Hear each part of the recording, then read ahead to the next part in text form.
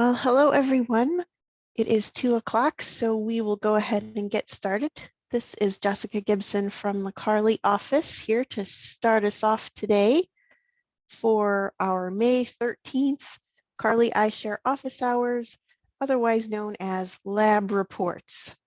I'm just going to go through a few announcements and reminders, and then we'll turn it over to our guest presenters, your own colleagues from other iShare libraries.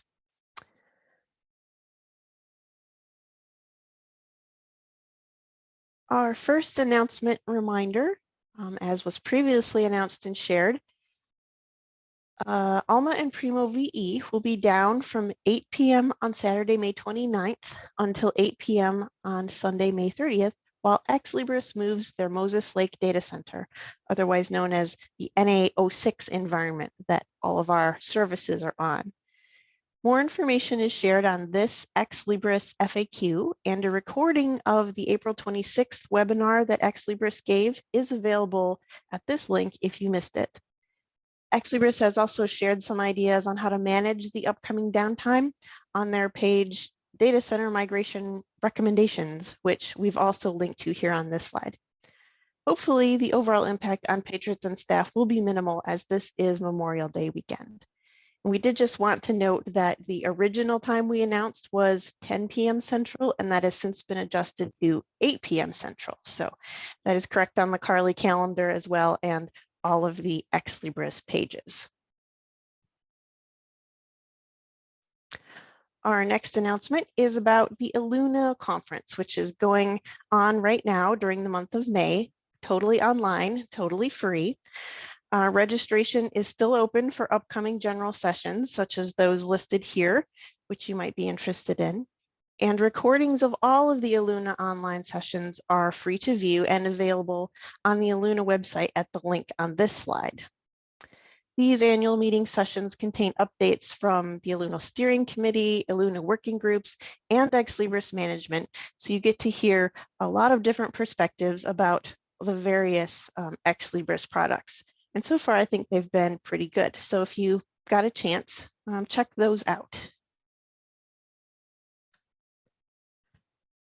Next reminder is about our Let's Talk About Fulfillment, I mean Alma, not Life's Purpose sessions, which have been ongoing for some time, where you can get together with CARLI staff and your iShare library colleagues to talk about Alma fulfillment and automated fulfillment network issues. Also, we talk about known issues, there's open Q&A, and just a general sort of discussion about what's going on in your libraries in the fulfillment area. CARLI office staff are there to work with your questions, facilitate discussion. Attendees can unmute their microphones and utilize chat and screen sharing for participation. It's an all-around good time. The next session is May 18th at 10:30 a.m. and then watch for more sessions to be scheduled soon for June and July. And the registration for all of these sessions is available from the CARLI calendar on the event page on the day, and the notes of the past sessions are posted on these same event pages from the CARLI calendar. So you can always go back and review what was discussed.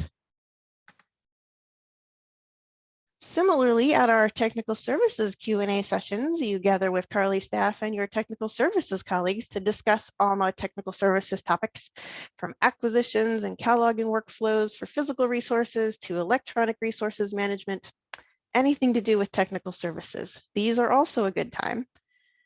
Each session generally includes some how-to presentations, discussions of consortial practices, and opportunities for Q&A and screen sharing and questions and discussion from everyone who's in attendance.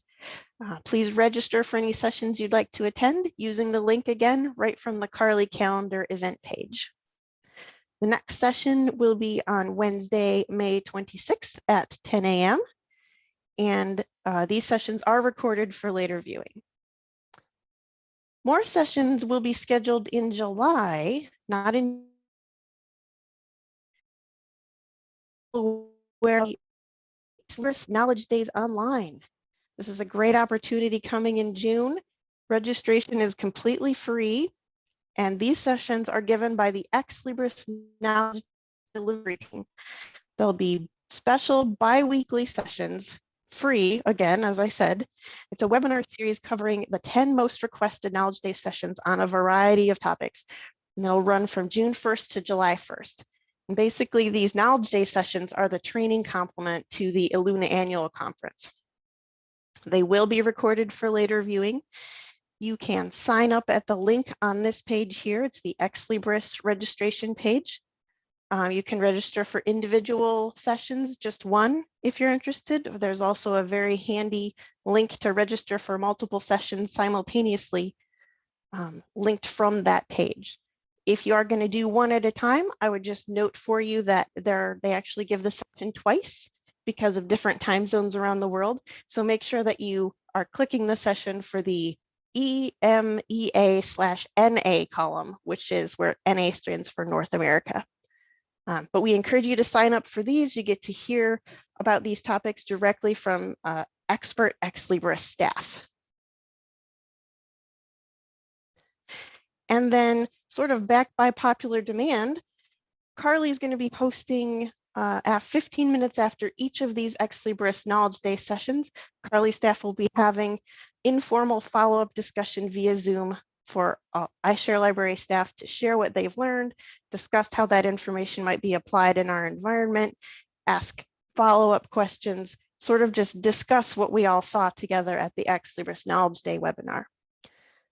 There won't be any formal presentation at these. They'll be primarily discussion, but attendees can participate via voice and chat and screen sharing as necessary. The CARLI discussion sessions will be recorded and posted later with notes on the CARLI website.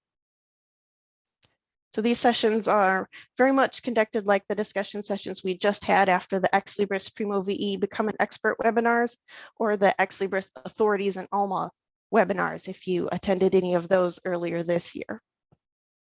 Attendees of those said that they were really helpful. So we heard your feedback and we're going to continue to have some more.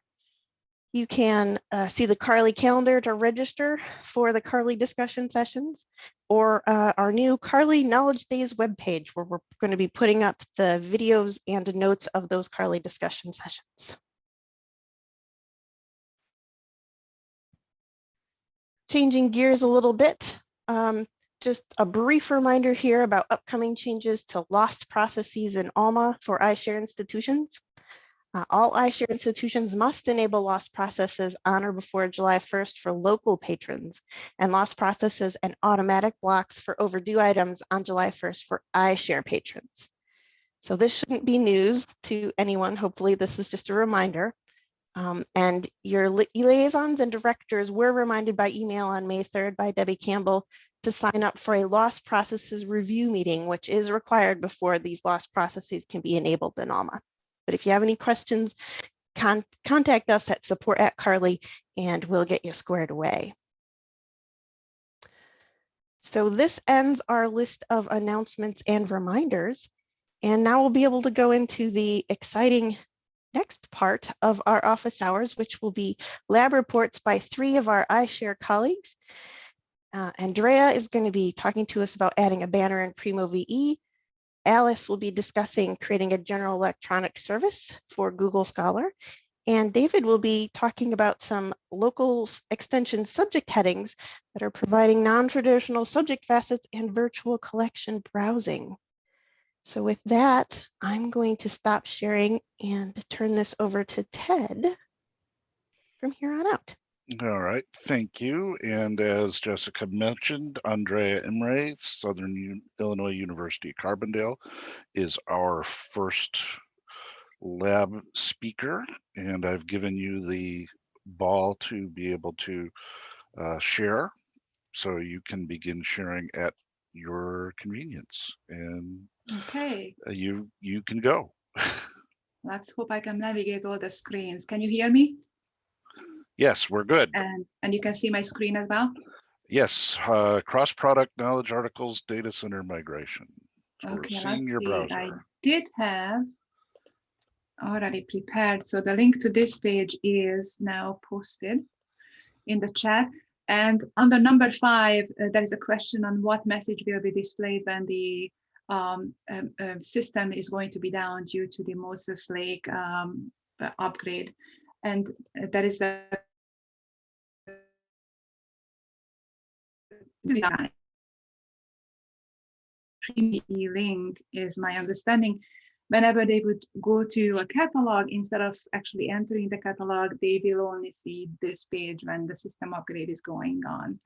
And so what I am going to show you is what you can do to prepare those patrons who over Memorial Day dedicatedly want to check out items from the library or check request materials, and they will be disappointed to see that screen. And what I found this is just a snippet of code, and I am not even sure where I got it from, but that code will allow you to put a message right on top of your Primo as a banner or a top warning banner sign, where you can, you can start displaying this the week before Memorial Day, so that your patrons hopefully will see that, and they will be warned that the system is going to be down over that weekend. So let me just walk you through the steps and the code, and I will also chat I record this. And some of you, it might be, you might have done a lot of customizations in Alma and for Primo VE, so it might be very easy to do, but I wasn't sure who is interested in and what experience level you have. So I'm just going to go through step by step. Basically, you need to go to Alma configurations, go to the discovery, pick configure view under display configuration. And then in this case, I am not going to edit my live version of Primo VE. I have a CARLI SIC test version, so that I am just going to click on the ellipsis and click on edit and go to the manage customization package. And I will download my current customization package. Actually, let me show you that currently this view does not have the message. So I just have my normal customizations with the colors of my institution. So let me just go back. So I edit, manage customization package. I will download this package that I want to manage. It goes into my downloads. So go to download. I will move it from there into a folder where I have all this information. And then from that folder, I will just unzip it, extract files here. Now I unzip the file and I can navigate to the CSS that I want to edit. Before I go there, I do want to have so this is the code that I want to add. And of course, you can use this banner anytime. I just have this set up for the text that we will be likely using. We may modify it, but we will probably use on the week before that migration takes place. But if the library is shut down during a winter storm and you need to put this up quickly so that the patrons are aware of it, then you can just quickly go through the steps that I am showing you and put a note up in your Primo VE about library closures or emergency notices that you want to warn your patrons about. So I am going to take this snippet of code and go back, navigate back to my CSS file. Is the custom one CSS. I scroll all the way to the bottom and I am just going to paste it. Hopefully you can all see this.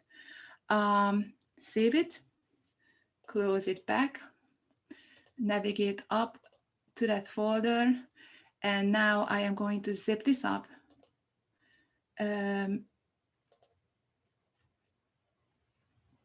And now that folder can be uploaded.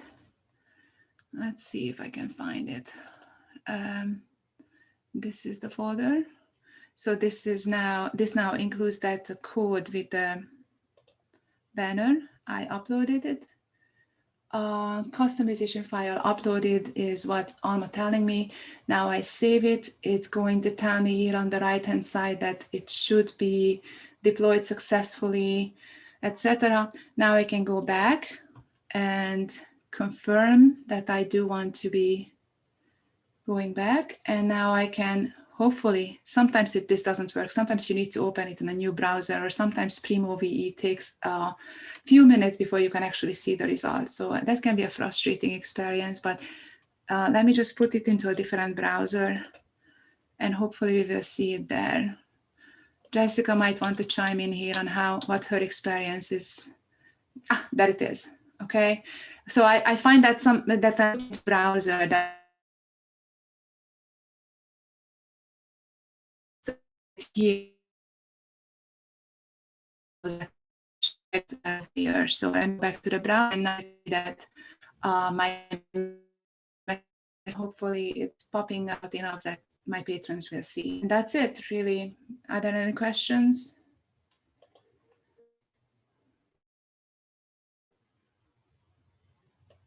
If not, then I am going to stop sharing. I would just chime in that my experience is the same as yours, Andrea, with the same browser window is not a good idea. Sometimes you can use private browsing. Sometimes I just switch from Firefox to Chrome or something so that there's no caching involved. It's so frustrating. I cannot tell you how many times I had to just download the file and then unzip and check it. Did I put the code in there? What is going on? It's a frustrating experience, but I think changing the browser seems to be the trick. Yeah, I can put that code. I have posted a link to the document that does include that code. Yes, I included a link to the document that includes all the steps, and that includes the snippet of code, but I will put in the snippet of code in the chat as well. Yeah, we'll be posting that information on the website later as well. So that if you don't get it that way, or if something happens to to the CSS that's posted into chat, we'll be able to share it with you. Yeah, sometimes you just have to be careful when you are copying from applications like a chat. I am not sure how well that's going to work. Hopefully no extra space is inserted and such by the software that we use here. Yep, exactly. Okay, thank you. Thank you, Andrea. So let me go ahead and pass the ball along to Alice Creason of Lewis University. And I have done so you can now begin sharing yourself. Great, thank you.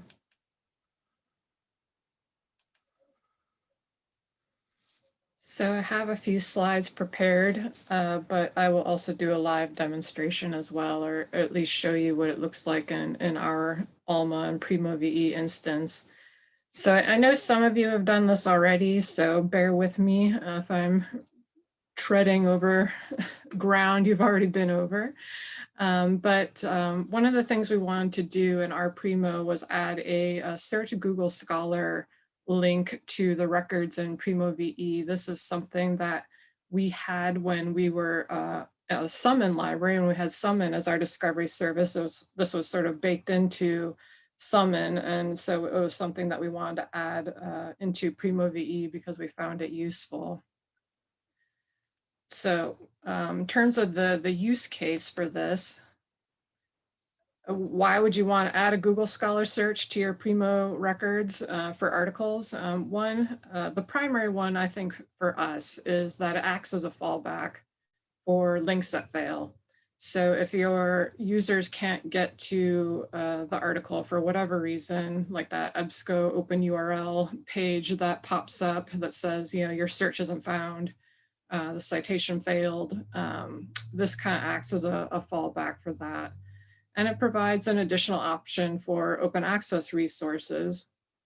And it also is extremely useful for our interlibrary loan staff, because when they always double check any article requests that come in to make sure that it is in fact a valid request and that we don't have access to the article in some other way. And so this Google Scholar link is an easy way for them to double check and see if there is an open access version of an article available, and then we don't have to actually request that article from another institution. So before you begin, user roles, because Alma is all about the user roles. You do need to be a fulfillment admin or a general system admin to do this, to add a GES. And then here are the links to the adding a general electronic service from the Ex Libris documentation. And you will have access to these slides after this presentation. And then I'm also providing a link to the Google documentation for search parameters. And this is sort of an advanced creating a Google Scholar link that I will talk about in a minute. So adding a new GES. So I'm going to pop over into the live demo.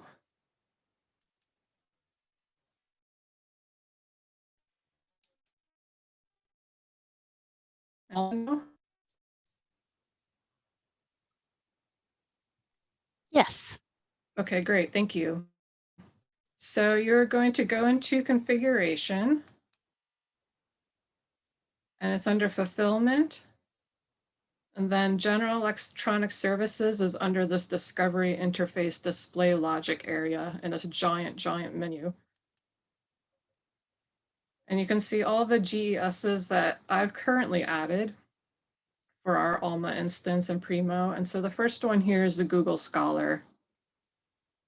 And I did a screenshot of this page in the slides so you can see all the settings in terms of how to, what I did and how I set it up.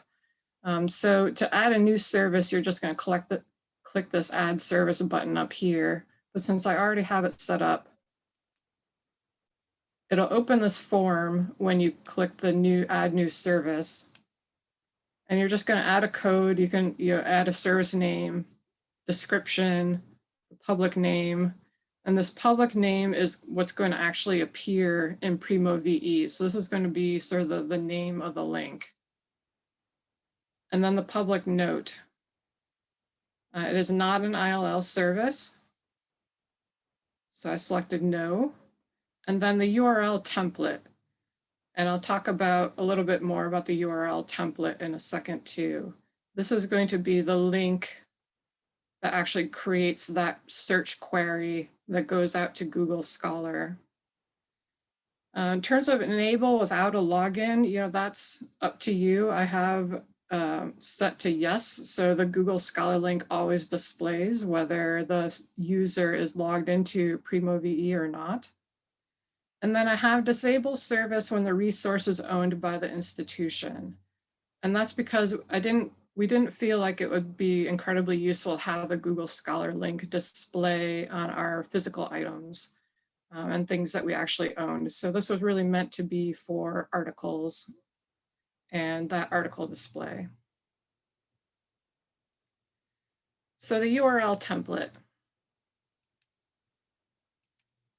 There's a couple of different ways you can do this. Actually, there's many different ways you can do this. So I've given you a couple of different options in the slides.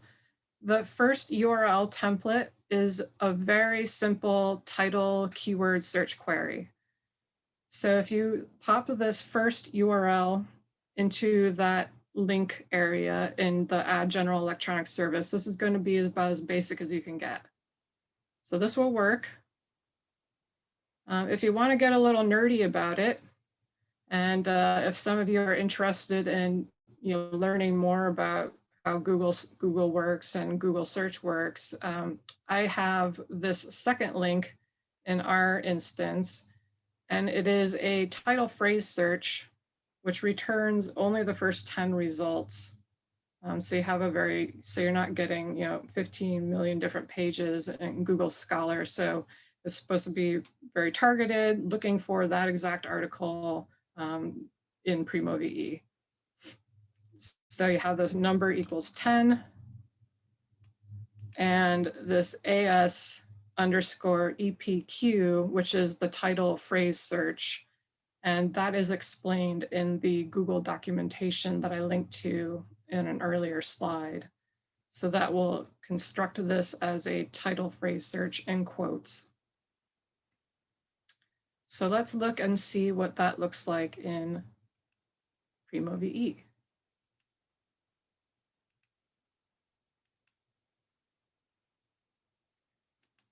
So I did a search in our Primo for penguins.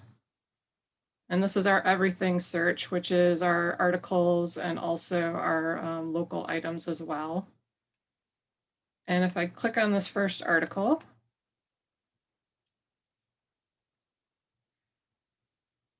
now for non-ILL general electronic services, they are pretty much always going to appear in the links section at the very bottom of the page. So you're going to see the search in Google Scholar. So that is that public display. And then the public note is going to be the little help text that appears underneath. And if I click on search in Google Scholar, you're going to see it creates a phrase search. So the title is in quotes. And you can see, in fact, there is an open access version of this article. So it does create that nice kind of fallback for obviously many other resources. It just adds, one additional resource for us to look at just in case.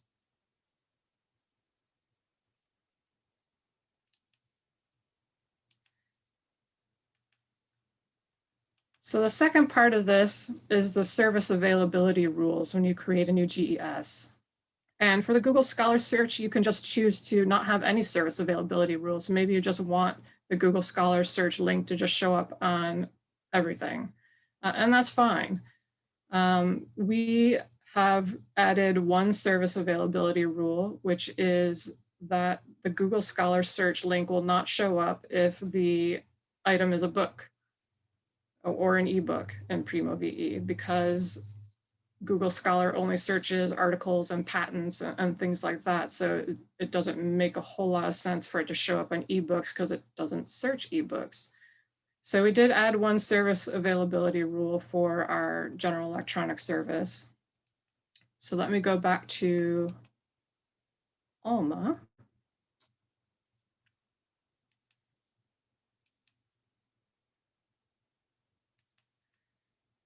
And the service availability rules is a second tab when you're creating a new service. So we added the one, you can do add rule, and then that will open the menu. And it'll have name, and you can create any name. I called it is book, and then description, and I said hide the display if item is a book. And then you have these input parameters, and you can create, so the parameters that you're going to want to hide it if it is a book is this RFT genre equals book, and then is display equals false.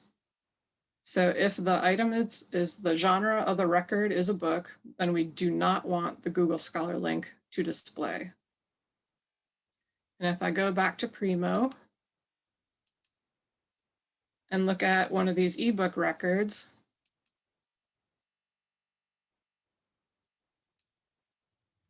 you will see there's no Google Scholar link here.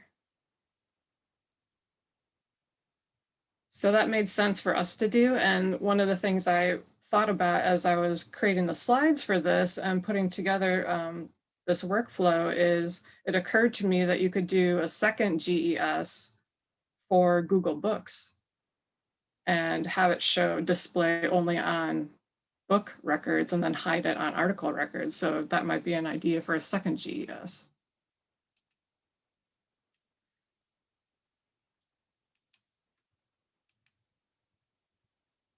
So that is pretty much it. It's, as far as customizations go, it's actually fairly simple. And let me know what you think. Great. So we got a couple questions in chat. Liz Hollandonner asks, have you had any issues with patrons commenting that they searched Google Scholar but didn't find full text? And they had that issue with unpaywall. Not as of yet. I think for us, the search Google Scholar function is primarily used by the librarians. I think because it appears in that links section, sometimes students don't always scroll all the way down to the bottom to even see that it's there. Although they do find our report a problem link. But we haven't had that issue yet. And then, okay, so great. Thanks, Sue Wilson and Gretchen Schneider, asking similar-ish questions for the snippet of code or the URL perhaps, and then copy of the slides. And as mentioned before, we will definitely have copies of the slides posted on the website with the video.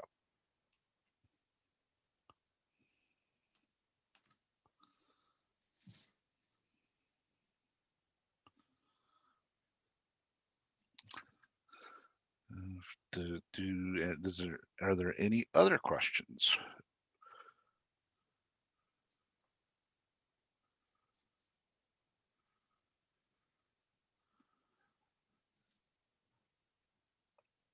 All right, great. Thank you very much, Alice. That was Thank you. really cool.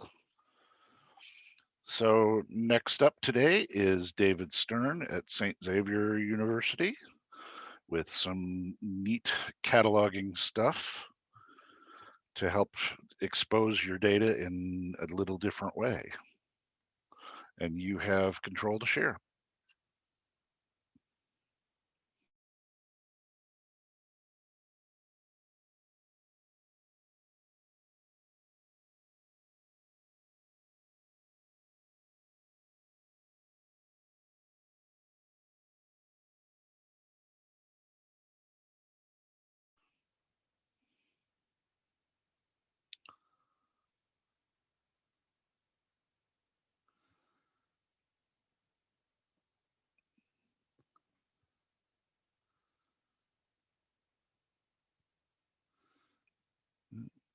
We are seeing your Outlook page, and we are not hearing you, David, yet.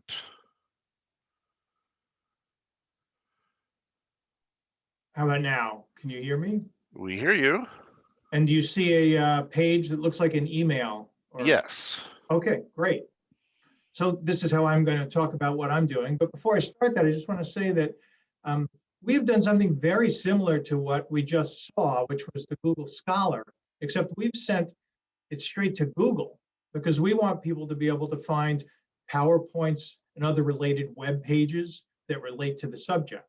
And it's a great option, and people do find things that relate to what we're looking for. So I highly recommend using that kind of an approach.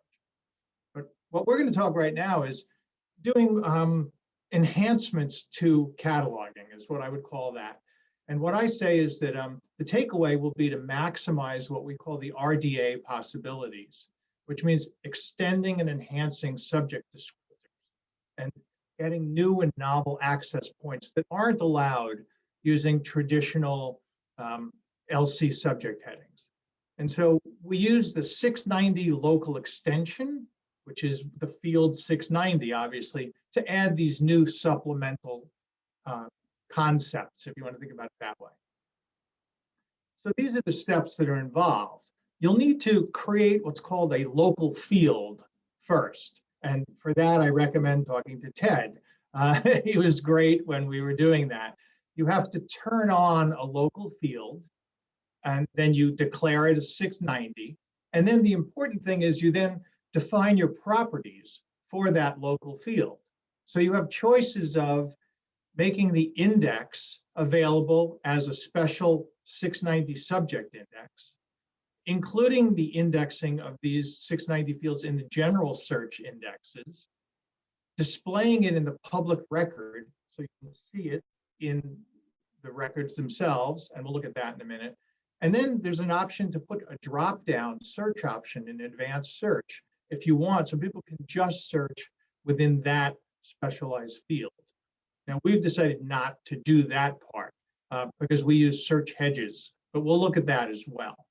So the first thing is you create a local field, and then you associate the local extension with that local field that's been created, okay?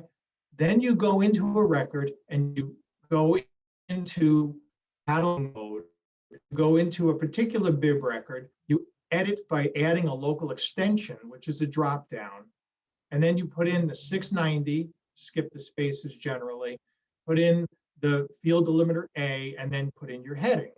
And then that will become indexed in 690 and possibly general index if you want that to happen. So once you've gone ahead and you've done your added subject headings, if you want to think about it that way, then you can create search hedges on your pages. And the search hedges can either be general searches, or as I'll show you in a minute, we have a special search hedge that only searches the 690 delimiter because we use it for really unique approaches. So let me show you what we're going to do here, and then we'll go look at them. The first instance that we're going to look at is we've created a locally created access points. So these are unofficial subject headings and action-oriented subject headings. So we have a thing called the Juvenile Collection, and we wanted to add special subject headings, access points. Okay, some of them provide overviews of a subject. So if you had something that was about a chemistry person and a physicist, and then we would create a new subject heading that helps people find them by saying, anytime this juvenile book is about science, it will find any specific one.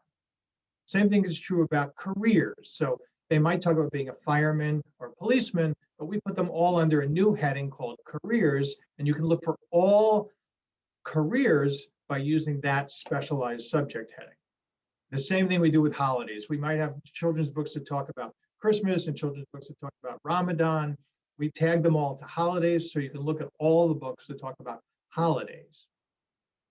Another one you're going to see is specific sounds. In our juvenile collection, there's often people that come in and say, I want to find books that have TH in it, because I have a person who has a problem with pronouncing TH.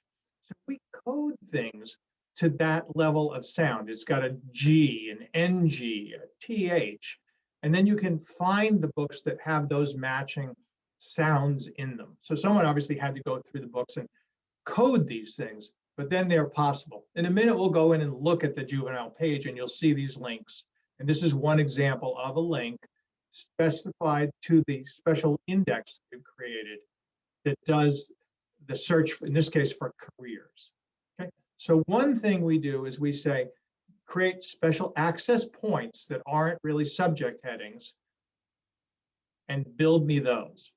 The other thing we're going to look at is creating what's called a virtual collection.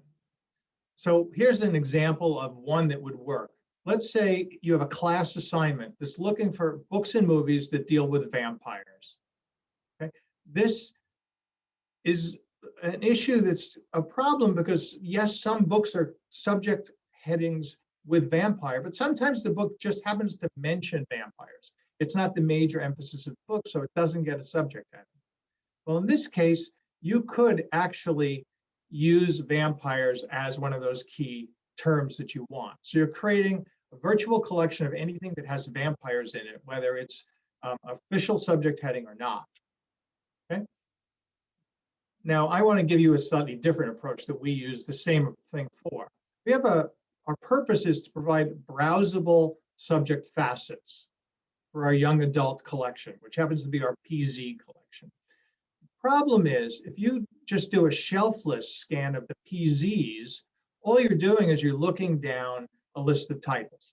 You can't really browse by subjects within the PZs in an index, and you can't navigate back and forth using links because we don't have a simple young adult subject heading. So we've gone ahead and we've created one of these local extensions called YA. Okay, and that then allows us to put a search in for, again, in that local field, YA, and it brings up a virtual collection of our PZ collection that then allows you to have all of the browsability that Alma gives you. So all of a sudden you can browse the subject headings within all of the PZ books.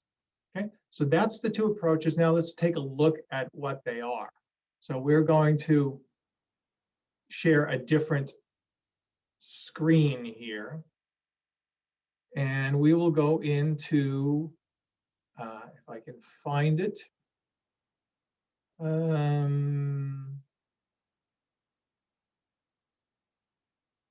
Okay, so this is our juvenile collection page created by Caitlin, our subject librarian in the area.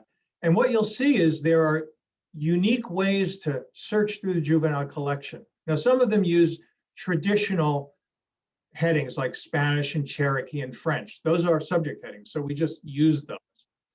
But here are the other things we're talking about. If what you want to talk about is children's books that deal with holidays, which is what I talked about, if you click this, it's going to run a search in our special 690 extension field for juvenile holidays, which is how we code it. And here are the 81 books within our juvenile collection that are tagged with our special heading of holidays that crosses all the different religious holidays. So it's a really nice way to put a hedge on a page that uses your own unique subject headings as a way to actually group things. We're going to think about it that way. Okay? And you can see that we've done the arts, careers, and religion and science. So you can help people find broader approaches to things than the specific subject headings that are there. Okay? Now below it, here you see things that are the sounds that we talked about. So here there's the TH sound. You have someone that's having trouble pronouncing TH and you want to give them some practice books. Again, if you click this TH, it's going to run with our 690 field juvenile sound TH. And what you get is a book that has heavy emphasis on TH, and Where the Wild Things Are has a lot of THs in them that somebody can use to practice. So it lets you, again, have a unique access point to specialized things that you put in. So let's do NG, because that's another one that people often ask for. And here's one that has a good deal of NG that you can use. This is the kind of thing that people have asked subject librarians about for years, and it was really impossible to say, oh, I know 4 books that have this. Well, now they're coded so that you can get to those things automatically. Okay? So those are sort of supplemental 690 subject headings, if you will, or concept headings. The other thing I talked about was the PZ or teen young adult section. So if I click this, it's going to run a search. And you can see it runs a YA in our 690 extension. What you're getting back now is all 118 books that are in the PZ collection, but you now have the ability to use the subject breakdowns here on the left, which you couldn't do if you were just browsing this in the index field for PZs. So it lets you create this collection, if you will, a virtual collection that has all the power then of doing further breakdowns that you wouldn't get if you didn't have a specific subject heading for it to start with. Okay? So there's some interesting ways to do that. Now, how do you do it is the last question. And we're going to go into one of these books.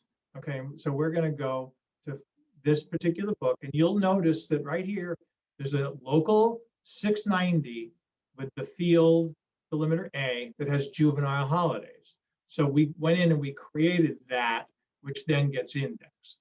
Now, how do you do it is the last question. If you go to edit record, you're in then your editor. So this is your bib record editor. Up here, you'll see that there's a add local extension. And if you click that, you could then put in 690, which you've already created somewhere, and then you would type in the terms that you want. You would put in multiple 690s. You had multiple concepts that you wanted this book to relate to. We have books with sounds of TH and R and other things like that. Okay, so it's pretty simple. Then, of course, then you do save and release. In this case, we're just going to release the thing. Yes, I'm sure I want to release this. So what we've looked at is ways to do virtual collections, which then give it more capability, and added concepts that aren't already subject headings. So that having been said, let me stop my sharing at this point and then see if there are questions that we want to address.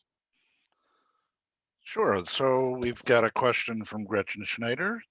Do you have these local subjects in your Primo facets to limit results as well, or just as an option in your advanced search? Oh, one of the things I did not show was when you're looking at a record, let me actually share the screen again here and go into, is this where I'm going? Let me see. Nope, wrong one, sorry. Let me stop the sharing and go to a different. It's hard to figure out where exactly I am sometimes, but that's okay.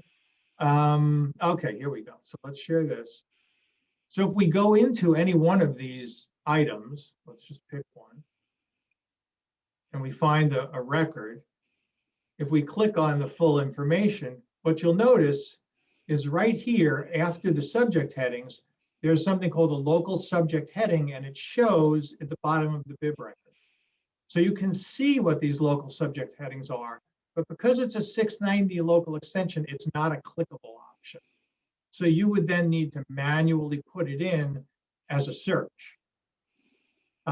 This is something that we could choose to do a pull down on or not, but since it's such a unique thing, we've said, no, we actually chose to not have a pull down under the advanced search that would have given us that option because we don't want people playing in this index, which is a very limited index. So you have options of showing it, not showing it, but you don't have an option of making your local extension a hyperlink immediately. Right. And then, so Bill Schultz asked, did you say there was a part of this that Ted had to set up for you? And before you answer that part, I'll give equal credit to my colleague, Jessica Gibson, who certainly took even more of the work on the Primo side. But if you wanted to mention, David, what are the setup pieces that CARLI worked out for you versus, the obvious subject work you did? Well, I think for me, the first thing I needed was to understand which field, because there's a difference between the 690 field and other 600 fields, and even 590 fields too. Some of them are official subject headings, some of them are local decisions. And then, like I said, the options of where you want them to show up and how you want them indexed, and if it's phrase searches versus single posted terms, those are the kind of questions you have to work with CARLI to understand what you want to do before you actually start using it, because there are some concepts that need to be considered in how you want them to be searched and to show up. Okay. Yeah, then Tracy Connor asked, we've started setting up some of the groups that you mentioned in our juvenile collection, such as holidays and et cetera, as collections in Alma. Any thoughts on how these approaches compare? Well, yeah, I mean, there comes a point, certainly under Voyager, where we had a limited number of locations, which is what collections, I think, are in many cases. So we decided that the PZs aren't an actual physical location. So we didn't want to make it its own location or its own collection, which would have been sort of a subject heading that was specialized. We wanted to do something that would cross all of those areas so we could still have them in other locations, but still point to them as a virtual collection.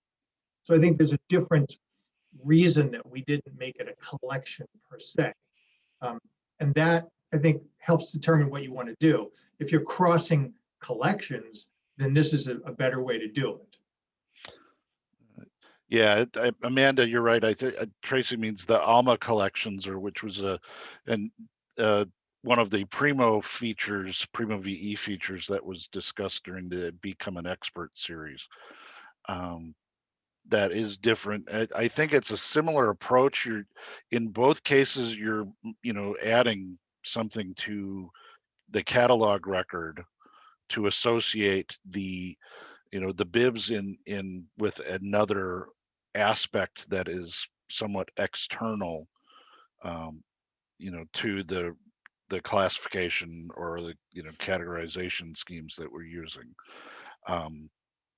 In what David has shown us you're creating a specific heading that can be used in searches and in, you know, in certain degree in, you know, faceting as demonstrated.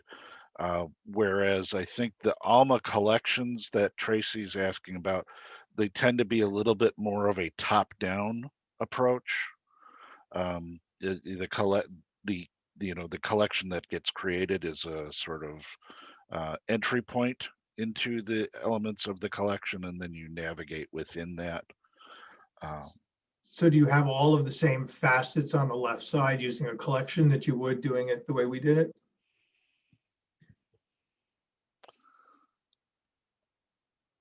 Says no facets there. So, okay, so there's one difference. If what you want somebody to do, which is what we wanted, to have them navigate then using a variety of other facets, the local extension may be the better way to go than just presenting all of the items at one time, which it sounds like maybe Alma Collection does. Okay. I think one of the benefits of the Alma collections is that you don't have to change any of the bib record data. All you need to do is group bibs that are in Alma into a collection, and then a collection can have sub collections. But you're right, that navigation then is sort of presented in the collection form rather than in the native sort of Primo VE searching and faceting and viewing options. Right, and I think for me, I wanted to be able to cross collections to a certain extent, which I'm not sure you could do and still facet if you did individual collections.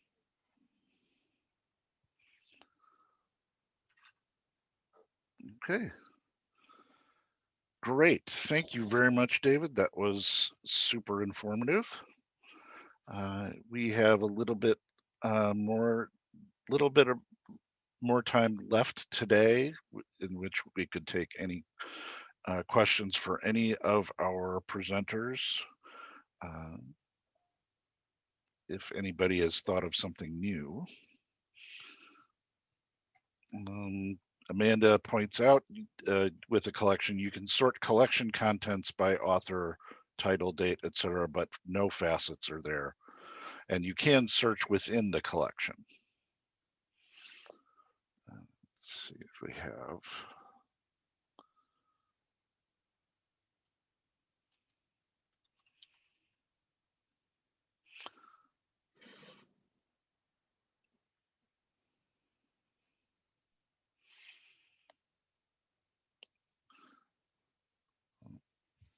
One thing I'll do is we'll do is in presenting this information, we'll try to pull that bit on collections back, try to link to the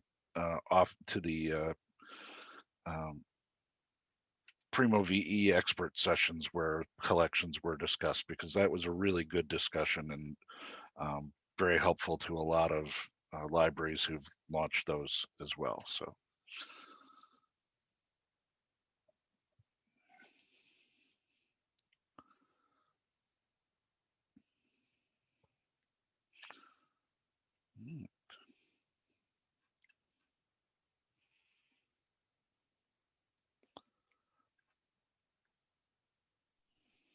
I'll just make one quick correction to my earlier slides. There is currently no registration necessary for these CARLI discussion sessions. I apologize for getting that wrong. So you can just go to the CARLI calendar, and there are the links right available from the CARLI calendar. You choose the session that you're looking for, and there will be the Zoom information for you. So I did want to correct that. Apologize for the misinformation. You do have to register for the Knowledge Day session, but you can pretty much just show up for discussions afterwards. Yes, and this is our new Knowledge Days page on the CARLI website, where we've got links to that registration page, the about Ex Libris Knowledge Days, where you can register here for one thing at a time in the NA column or the multiple sessions simultaneously. And Lori has asked if we could have a lab report session on Alma Collections. Has anyone done this or willing to share? I think that's a great thing for those of you who have done this. and you're feeling comfortable enough to give a five minute or so of your time at a future office hours, please just let us know at support and we'll get you squared away into that. We're hoping to have several more of these opportunities for people to share what they've learned, now that we've got a year under our belt, just about, of being live. Of course, we've all had access to Alma for longer than a year. Hopefully we've all got some things we've become experts on. So looking forward to hearing from you all again soon. And I think with that, we can go ahead and thank you all for attending, and we will see you again in a month. There's no second office hours this month for the reason that the eLuna closing session is the same day and time as we normally have office hours. So please do feel free to sign up for eLuna and enjoy the other offerings that we have. Have a good day and a good week and a good weekend.